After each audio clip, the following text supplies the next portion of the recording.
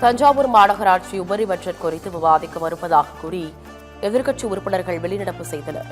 தஞ்சை மாநகராட்சியில் பட்ஜெட் சிறப்பு கூட்டம் நகராட்சி மேயர் சென் ராமநாதன் தலைமையில் நடைபெற்றது.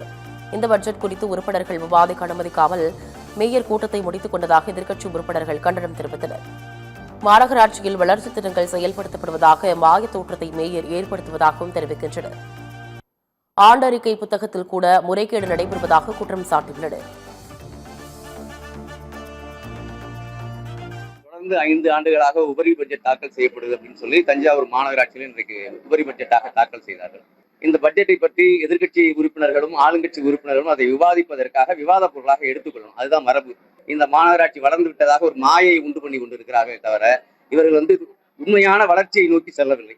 இதையெல்லாம் விவாதத்திற்கு எடுத்துக்கொள்ள வேண்டும் அப்படின்னு சொல்லி நாங்கள் கேட்கும் பொழுது எங்களுக்கான வாய்ப்புகள் மறுக்கப்படுகிறது. இன்னைக்கு இந்த கையேடாக கொடுக்கப்பட்டிருக்கு இல்லையா, இந்த புத்தகத்தை அச்சடிப்பதற்காக ஒரு புத்தகத்தின் விலை 5000 ரூபாயாக நிர்ணயிக்கப்பட்டு இந்த புத்தகத்திலேயே ஊழல் செய்திருக்கக்கூடிய இந்த மாநகராட்சியை மக்களிடத்தில் கொண்டு போய் சேர்க்க வேண்டிய கடமை எங்களிடத்தில் இருப்பதை காரணத்தால் இன்றைக்கு இந்த கூட்டத்தை புறக்கணித்து நாங்கள் வெளிநடப்பு செய்து எங்களுடைய எதிர்ப்பை பதிவு செய்கிறோம்.